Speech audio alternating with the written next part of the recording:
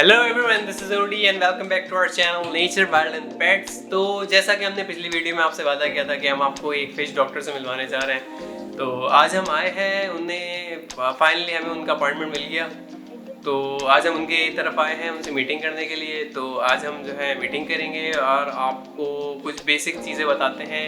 एक न्यू हॉबियर को fish keeping के लिए क्या चीज़ें नेसेसरी होती हैं, और जब वो स्टार्ट लेता है तो उसे क्या क्या चीज़ें चाहिए होती हैं, एक प्रोफेशनल की गाइडेंस आपको चाहिए, वो मिल जाएगी। तो चलें शुरू करते हैं, वीडियो की तरफ चलते हैं और डॉक्टर साहब से मिलते हैं।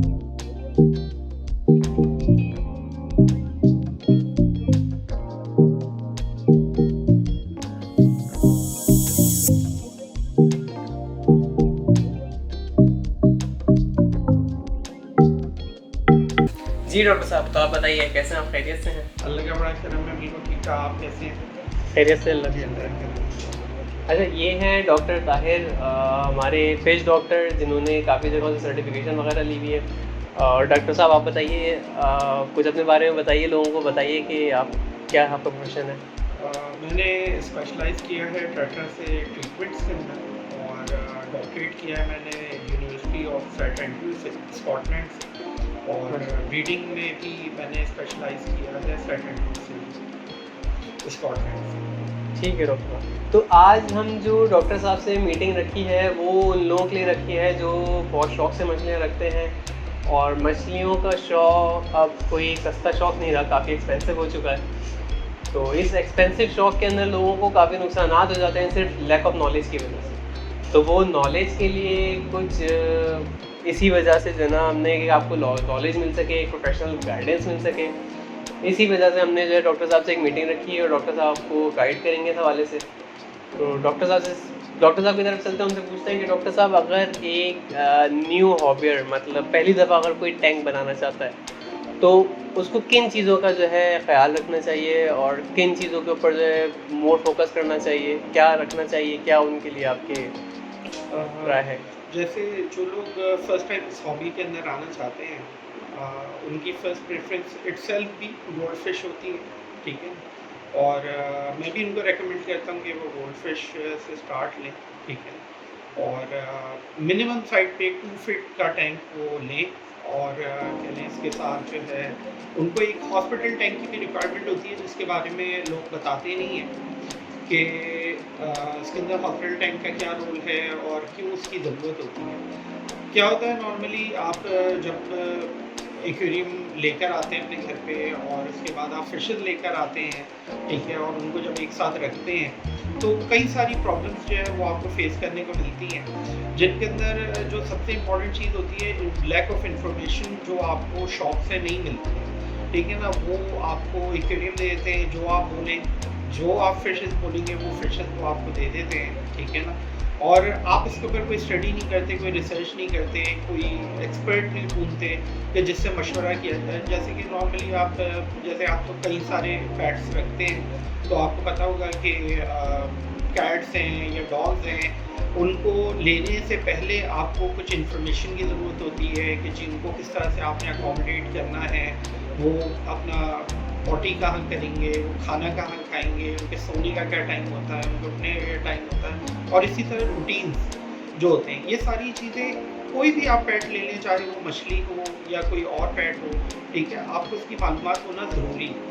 और उस मालूमात के लिए ज़ाहिर सी बात है आपको वही प्रोवाइड कर सकता है जो उसका कोई एक्सपर्ट है या बहुत टाइम से इस हॉबी के अंदर मौजूद है, या वो इसको ले रहा है, अपने पास पाल रहा है, तो आप उससे मशवरा लेना पसंद करते हैं। लेकिन हमारे पास क्या होता है कि लोग मार्केट जाते हैं, उनको वहाँ पे फिशेस पसंद आ जाती हैं, बच्चे ज़िद करते हैं तो लेकर आ जाते हैं घर पे, ठीक है। तो फिर आने के बाद जो प्रॉब्लम्स होती हैं वो 1 हफ्ते के अंदर ही स्टार्ट हो जाती हैं। जैसे कि आपको ये पता होना बहुत ज़रूरी है कि इनका रूटीन क्या होता है, इनकी मेंटेनेंस क्या होती है, क्योंकि मेंटेनेंस हर जानवर की होती है, चाहे वो बिल्ली हो, कुत्ता हो, कोई भी जानवर आप लेंगे, मछली हो, उसकी भी मेंटेनेंस होती है, ठीक है। और एक आर्टिफिशियल एनवायरनमेंट में आप एक ऐसी पेट को रख रहे हैं जो कह लें कि एक झील में या समंदर में या पानी नहरों में पलने वाला एक जानवर है, उसको आप एक आर्टिफिशियल एनवायरनमेंट में रख रहे हैं, तो उसके अंदर फिर और भी कई सारी चीज़ें हैं जिसमें फिल्ट्रेशंस आ जाती हैं, वो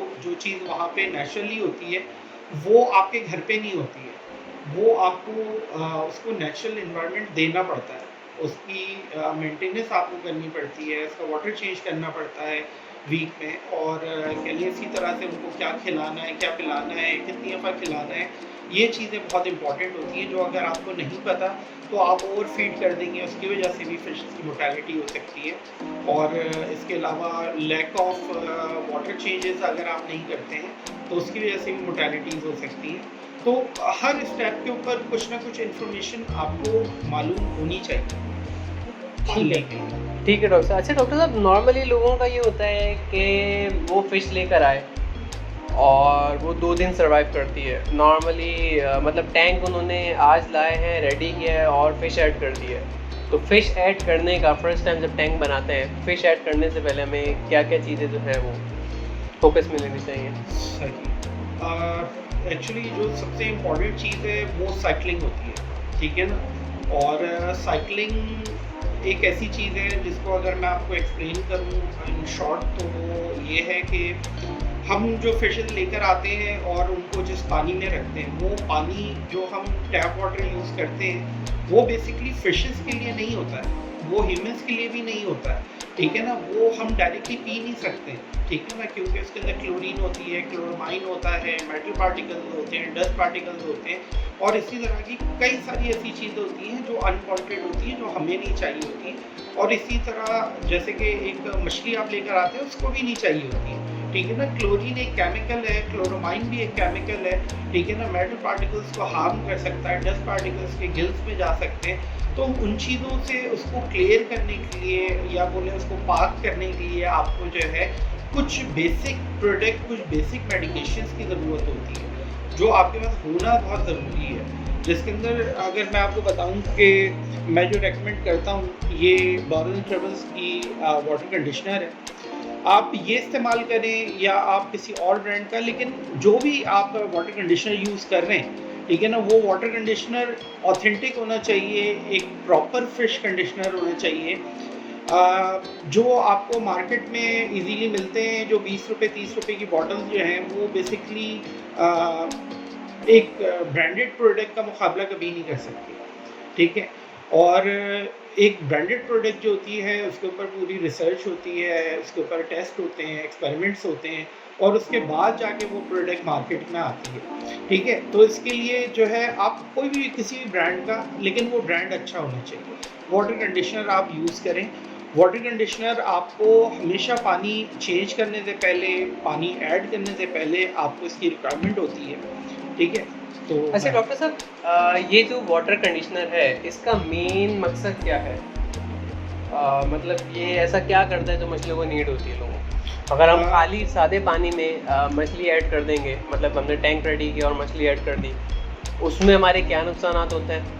और अगर हम प्रॉपर साइकिल, टैंक साइकिल जिसे कहते हैं, प्रॉपर टैंक साइकिल करने के बाद सारी मेडिकेशन जो ये है ऐड करने के बाद फिर फिश ऐड करेंगे तो क्या डिफरेंस होगा? जैसे मैंने पहले बता दिया आपको कि आप अगर जो टैप वाटर यूज़ कर रहे हैं एक्वेरियम के अंदर, और वो टैप वाटर जो है उसके अंदर क्लोरीन, क्लोरामाइन, मेटल पार्टिकल्स होते हैं, डस्ट पार्टिकल्स होते हैं, और भी कई सारी चीज़ें होती हैं जो फिश के लिए उसको रिक्वायर्ड नहीं होती है, इनफैक्ट वो उसको नुकसान पहुंचाने के लिए, ठीक है ना? तो ये उस वाटर को कंडीशन करता है। कंडीशनर मीन्स कंडीशन, ठीक है ना? कंडीशन करता है ये फिश को according to fish requirement. Fish को जो पानी चाहिए नेचुरली, ठीक है ना, ये उस पानी को नेचुरली कह लें कि कन्वर्ट कर देता है उस पानी के अंदर जो फिश की रिक्वायरमेंट होती है। इसलिए फिश इसके अंदर बहुत कंफर्टेबल रहती है, उसको कोई प्रॉब्लम नहीं होती है।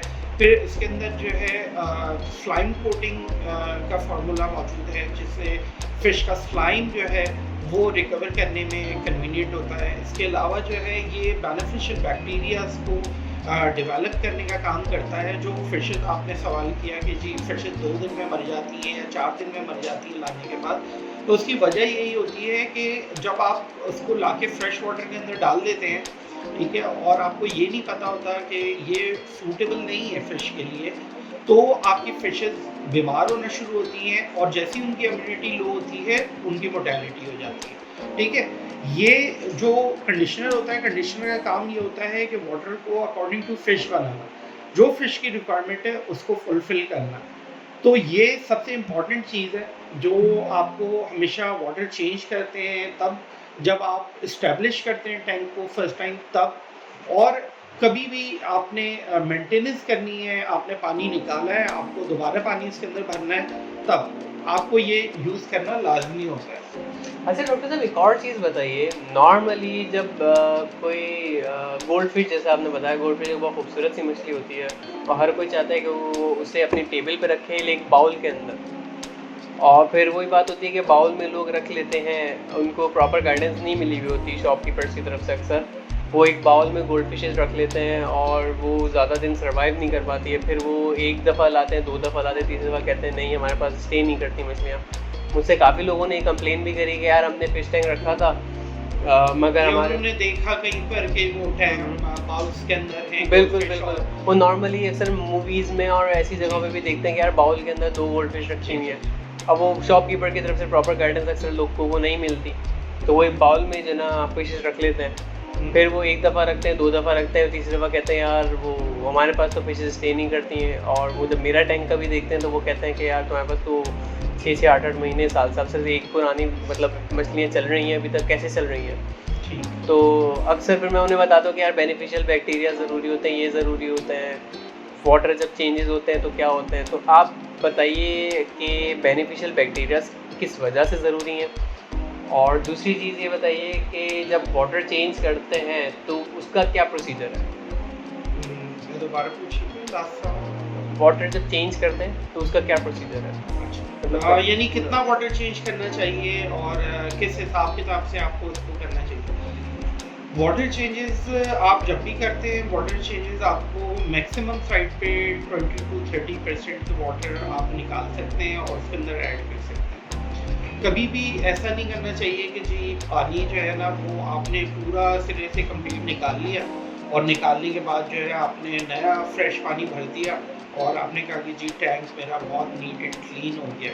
ठीक है ना, ये एक के लॉजिकली बिल्कुल गलत है, क्योंकि जैसे इंसानों को एक एनवायरनमेंट चाहिए होता है, हमें भी हमारे भी सराउंडिंग हमारे एनवायरनमेंट में बैक्टीरिया होते हैं, गुड बैक्टीरिया भी होते हैं, बैड बैक्टीरिया भी होते हैं। गुड बैक्टीरिया बैड बैक्टीरिया को हम पे हावी होने से रोकते हैं।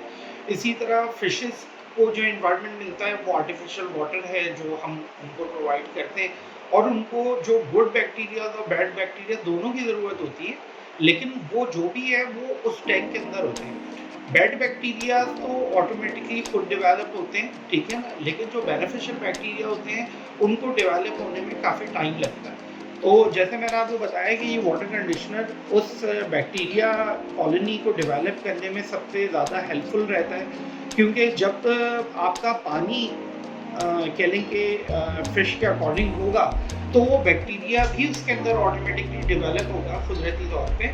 और अगर आप उसको फिश को वो इन्वायरमेंट नहीं देंगे जो उसको नेचुरली चाहिए, तो वो बैक्टीरिया भी उसके अंदर सर्वाइव नहीं करेगा और डेवलप नहीं करेगा। क्यों? क्योंकि फिश एक ऐसा जानवर है जो विजिबल है, ठीक है। बैक्टीरिया इतना छोटा है कि वो अनविजिबल है, वो आप उसको देख नहीं सकते, तो उसको ग्रो करने में, डेवलप होने में काफ़ी टाइम लगेगा।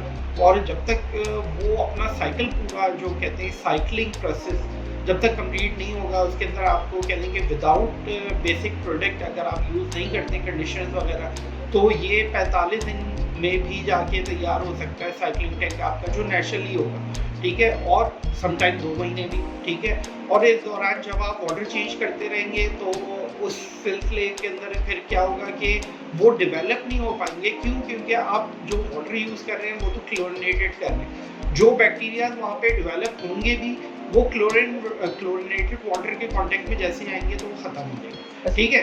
तो 1 हफ्ता हो गया आपने वाटर चेंज किया, 2 हफ्ते हो गए आपने वाटर चेंज किया, 3 हफ्ते हो गए आपने वाटर चेंज किया।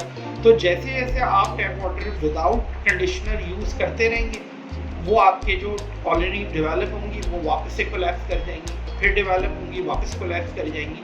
तो कंडीशनर तो मैंडेटरी है, चाहे आप वो कोई भी यूज़ करो, सिर्फ वो लोकल नहीं होना चाहिए, नॉन ऑथेंटिक प्रोडक्ट नहीं होनी चाहिए।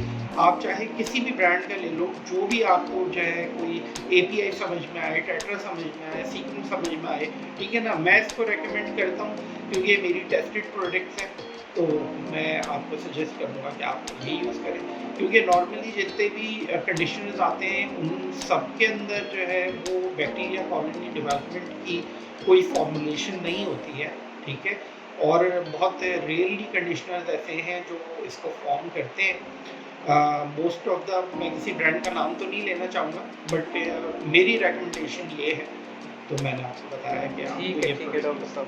अच्छा डॉक्टर साहब, एक और चीज़ मुझे ये बताइए कि टैंक का साइज़ क्या होना चाहिए, और दूसरा सवाल आपके बेनिफिशियल बैक्टीरिया से रिलेटेड कि वाटर टैंक, मतलब वाटर का जो टैंक साइकिल होता है वो कितने दिन का होना चाहिए बिफोर एडिंग फिश, मतलब मछली ऐड करने से पहले कितने दिन आपको टैंक जो है साइकिल करना पड़ता है, उसके बाद फिश ऐड करनी चाहिए? देखिए सब इसके अंदर ऐसा है कि आप अगर एक प्रॉपर प्रोडक्ट के साथ आप अपने टैंक को स्टार्ट कर रहे हैं, ठीक है ना, लेट से, तो आप वाटर कंडीशनर यूज़ करें, ठीक है ना।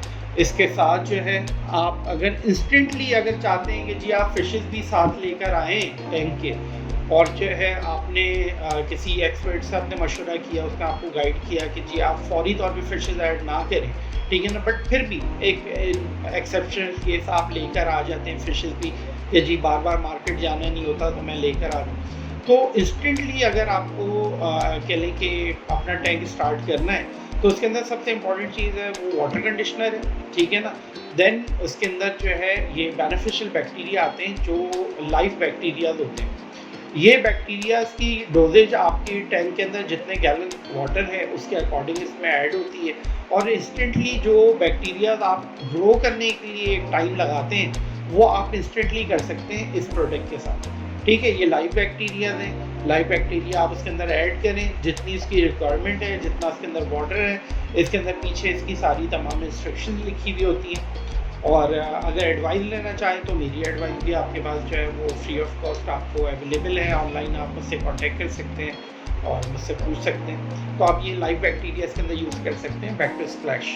ठीक है। अच्छा डॉक्टर साहब की सबसे अच्छी बात ये है कि टाइमिंग का तो थोड़ा सा प्रॉब्लम होता है, हमें भी बड़ी मुश्किलों से अपॉइंटमेंट मिला है, मगर डॉक्टर साहब गाइडेंस जो डॉक्टर साहब देते हैं वो फ्री ऑफ कॉस्ट देते हैं, बिल्कुल कोई उनके कोई चार्जेस नहीं है, कोई उनका रिक्वायरमेंट नहीं है, और ट्रीटमेंट भी फ्री है, टोटल फ्री ऑफ कॉस्ट सारे काम करते हैं। भी करता हूँ मैं, और बिल्कुल अगर आपके पास कोई ऐसी कोई प्रॉब्लम आ जाए जिसको आप हैंडल ना कर पाएँ तो डॉक्टर साहब विजिट भी कर लेते हैं, लेकिन डॉक्टर साहब फ्री ऑफ कॉस्ट, हाँ बिल्कुल फ्री ऑफ कॉस्ट, लेकिन डॉक्टर साहब की अवेलेबिलिटी इस वक्त जो है वो पाकिस्तान में है जी। और लेकिन अगर इंडिया से कोई हमारे भाई जो है कोई गाइडेंस लेना चाह रहे हैं तो नीचे मैं इनके फेसबुक का लिंक भी दे रहा हूँ इनके ग्रुप का, तो आप डायरेक्ट इनसे कांटेक्ट कर सकते हैं और जो है ना इनसे गाइडेंस ले सकते हैं। गाइडेंस के कोई चार्जेस नहीं है, कोई कॉस्ट नहीं है, कुछ नहीं है, आपकी जो भी प्रॉब्लम्स हो आप उन्हें बताइए और इंशाल्लाह आपको जो है वो रिव्यू देते ही जाएगा।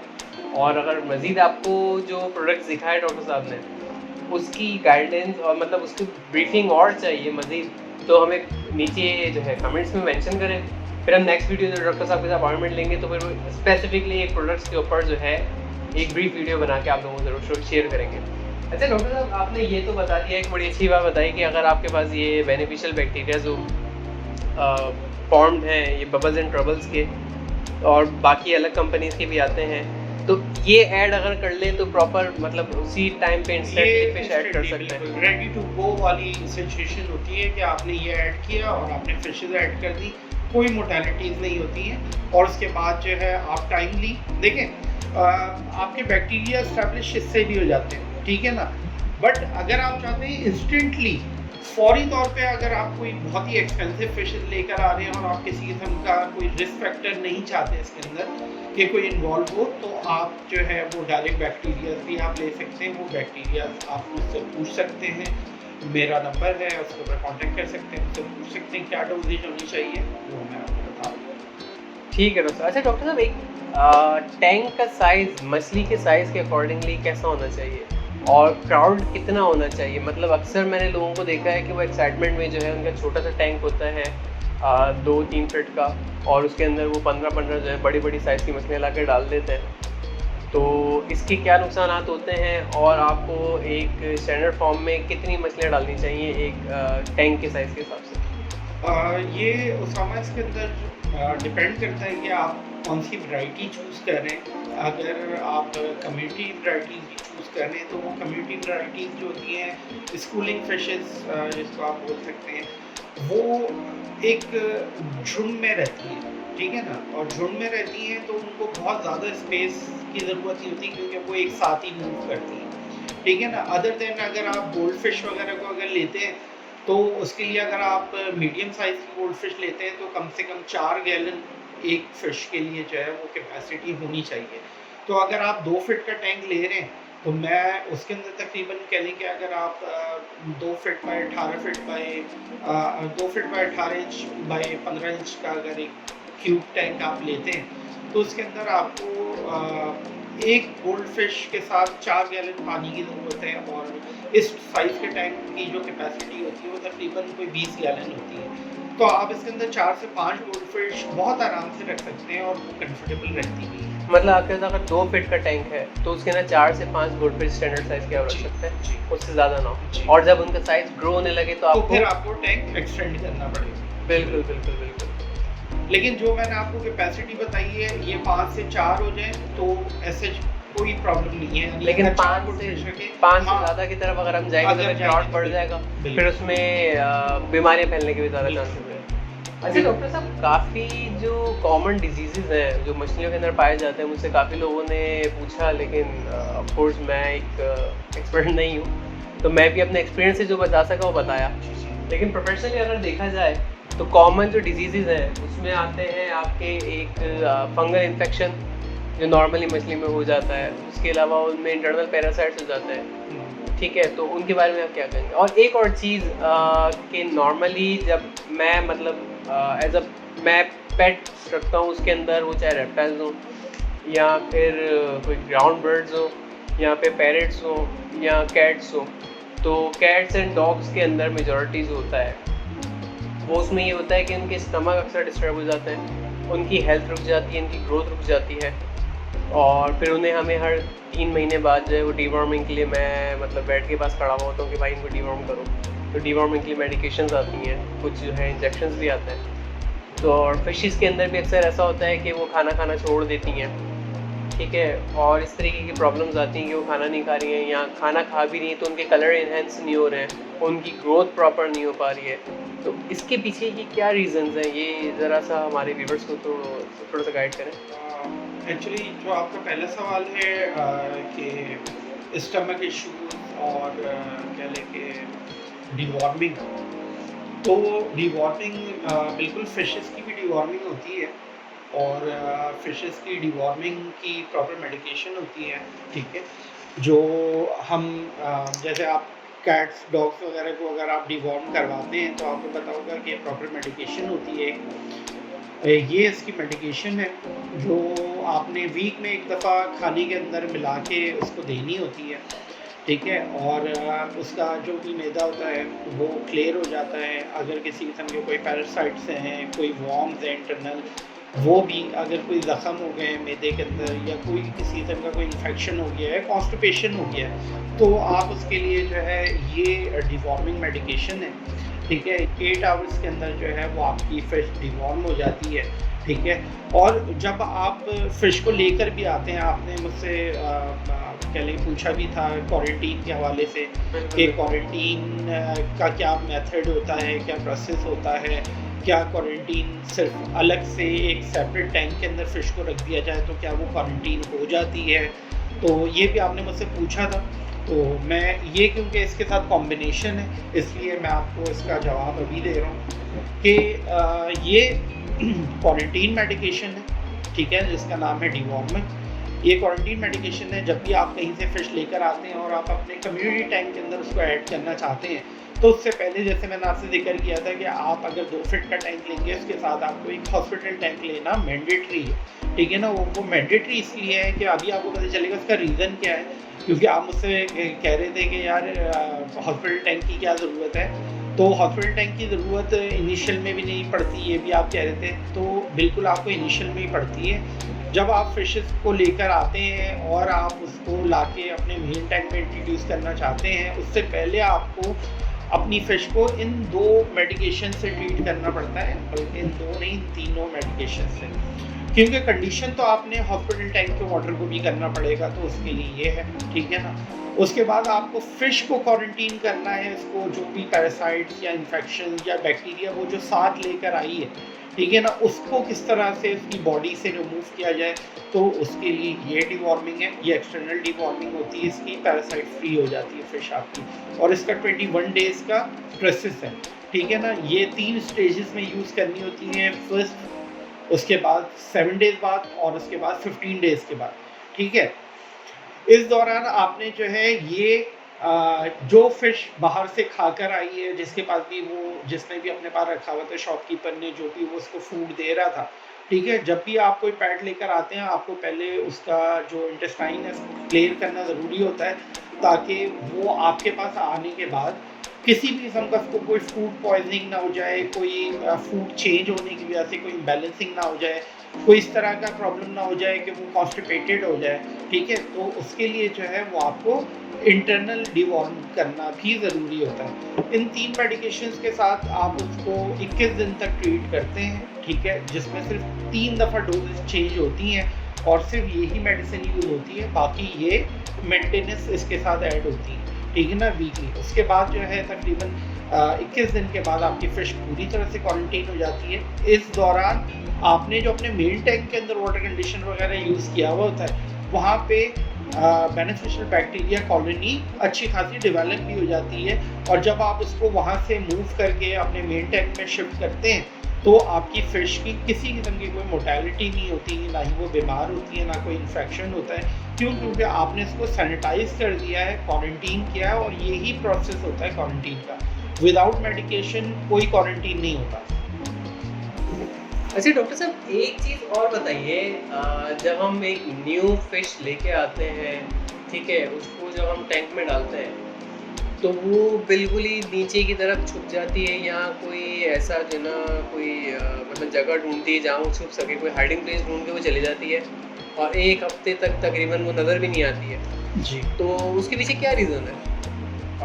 जैसे कि आप कहीं पर भी माइग्रेट करते हैं, आप कहीं जाते हैं, तो थोड़ा-सा आप कंफर्टेबल नहीं होते एनवायरनमेंट से, कि पता नहीं कि क्या माहौल है, किस तरह का है और क्या नहीं है। तो उसके अंदर बेसिकली स्ट्रेस हो जाती है फ़िश को, ठीक है ना, और वो स्ट्रेस में होती है, डरी-डरी रहती है, और वो छुप जाती है जब तक कि वो ये ना समझ पाए कि जी मेरे लिए यहाँ पे कोई ऐसी कोई मछली तो नहीं है जो उसको नुकसान पहुँचा सकती है।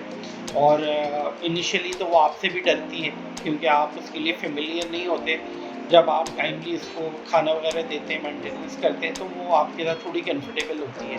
लेकिन इनिशियली ये प्रॉब्लम तकरीबन फ़िशेस में होती है, और उसकी वजह मैंने आपको बताया कि स्ट्रेस और डिप्रेशन होता है। अच्छा डॉक्टर साहब, चलें मछली को अगर स्ट्रेस और डिप्रेशन हो रहा है, तो उसका क्या है, मतलब क्या उसकी भी कोई मेडिकेशन आती है? जैसे इंसानों को अगर डिप्रेशन ज़्यादा हो जाए, जी, जी। तो फिर उन्हें साइकियाट्रिस्ट के पास या साइकोलॉजिस्ट के पास जाना पड़ता है, अपना ट्रीटमेंट करवाना पड़ता है, या फिर कोई मेडिकेशंस लेनी पड़ती हैं। जी। तो क्या इनका भी कोई स्ट्रेस रिलीवर आता है? हाँ जी, बिल्कुल, इनका भी एक स्ट्रेस रिलीवर आता है, और ये है नेचर केयर, और ये उनकी स्ट्रेस को जो है वो रिकवर करता है, उनके स्पाइन को रिकवर करता है, और कह लें कि जो भी बैक्टीरियल इन्फेक्शन को छोटे-मोटे नेटिंग की वजह से जो भी इंजरीज़ हो जाती हैं, जो विज़िबल नहीं होती हैं बेसिकली, तो ये उन सबको रिकवर भी करता है और क्योर भी करता है।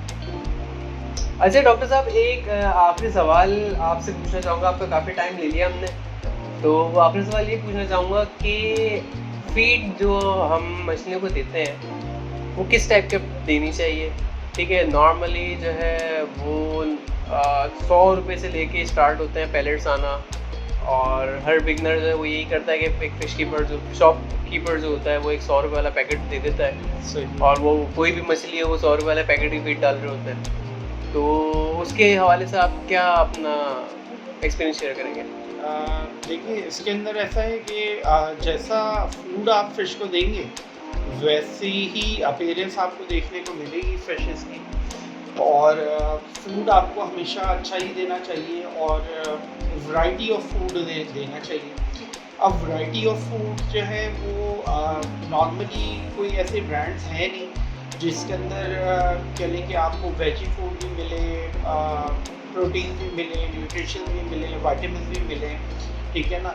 और कह लें कि मीट का भी उसके अंदर जो है वो प्रोटीन हो, तो वो फाइबर भी प्रॉपर हो, तो ये सारी चीज़ें ज़ाहिर एक जगह थोड़ा सा कंपाइल करना मुश्किल है और इतना इजीली हमें मार्केट में अवेलेबल मिलता भी नहीं है। जो भी मिलता है वो एक वैरायटी में मिलता है कि चिकलेट्स के लिए ये है, गोल्ड फिश के लिए ये है, कार्प के लिए ये है, एंजल्स के लिए ये है, इस तरह का, ठीक है ना। तो एक मैं फूड रेकमेंड करता हूँ जो मेरे पास केसेस आते हैं उनको, बाल्टिमस ग्रैप ये फूड है, ठीक है ना, और बबल ट्रबल्स का ये है।